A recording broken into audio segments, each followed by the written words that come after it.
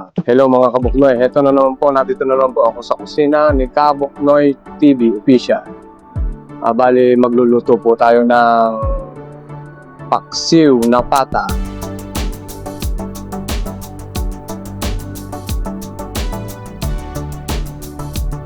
Yan po mga kabuknoy. Kagabi po, pinipressure cooker ko na po yan. Kaso, pinakuluan ko lang po kasi kapoy po si Buknoy kasi busy po ako sa trabaho kahapon. Ngayon ko po siya lulutuin, pagpapatuloy. So, simple lang po yan, paksiw na pata po. Then ito po yung ingredients niya, sibuyas lang po at bawang at saka green chili. Nakachop na po yan. Simple lang po ang gagawin natin. Bali, pinakulong ko po yung kagabi, pinapressure cooker ko, tapos mga kabuknoy, hinugasan ko po yung meat, then nilagyan ko po siya ng pinaghugasan po ng bigas, bigas para malinamnam po yung manamis po yung sabaw. Yan na po. Bali, malambot na po siya. Malambot na po yung karne niya, yung pata. Ito po. So, malambot na po siya. Kulang ko lang po to. Kaso kauwi lang po lang namin galing sa galaan. Ginala ko po yung mga anak ko at saka po yung asawa ko kasi di po namin ngayon. Kasi nakakaawa naman po kasi dalawa pong anak lagi na dito lang po lang sa loob ng bahay. Kailangan ko po silang igala kada day off. So, bali, titimplahan na po natin yan. Lalagyan po natin siya ng bawang, sibuyas at yan po. Nilagay na po natin yung bawang at saka sibuyas. Tuloy-tuloy na po yan, pati yung green chili para yung aroma ng green chili lumabas na agad po. Tapos lalagyan po natin siya ng paminta na buo. Pag magsamot-samot yung lasa niya. Tanga. Pag samot-samot, sama-sama yan po. Medyo konti lang naman po. Maparami maging ano na po yan. Tapos lalagyan po natin siya ng 4 cubes para 4 cubes, isang pirasong 4 cubes.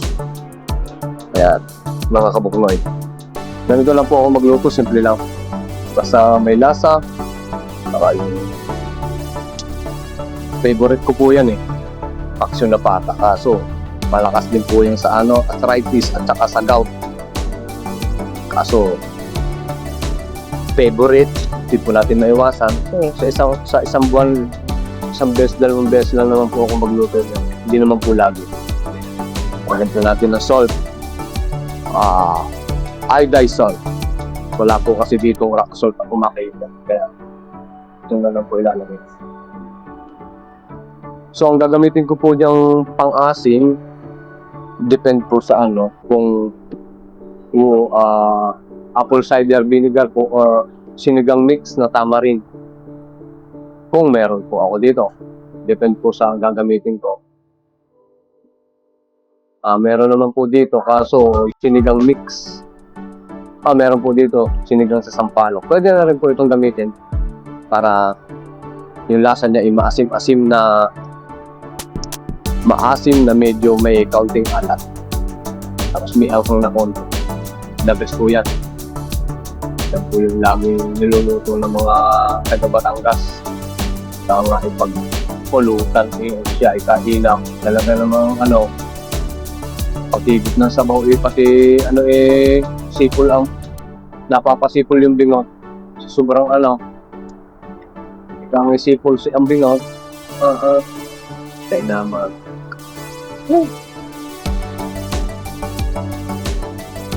Po. Hintay lang po natin yan. Bali, nilagyan ko po siya ng luya kasi po sa pagpapakulo at hindi ko na po tinanggal.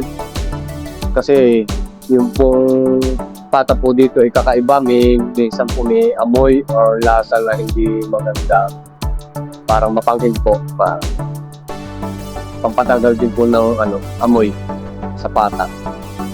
Yun lang po mga kabuknoy.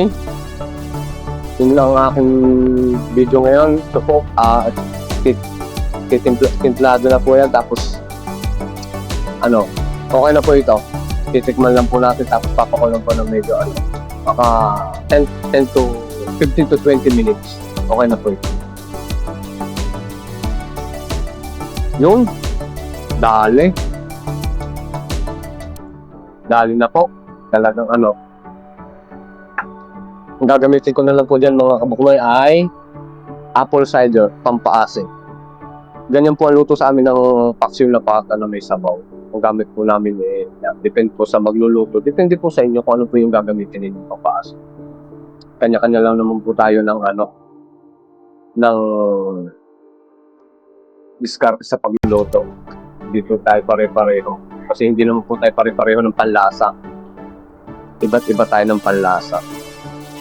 Iba't iba tayo ng appetite. Ayan, diba? Kaunting kulo lang to. Tapos, lang.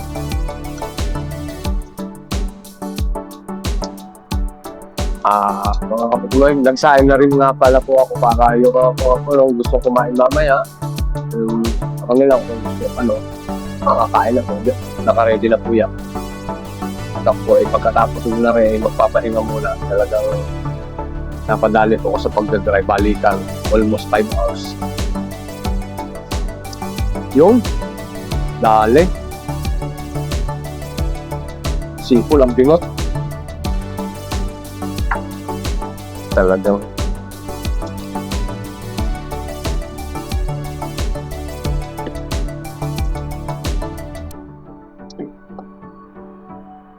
Yan mga kabuknoy, maraming salamat at suportahan po ninyo ako sa aking mga videos and pakipindot na rin po ng button, subscribes and likes para maging masaya tayo lahat. Maraming salamat po.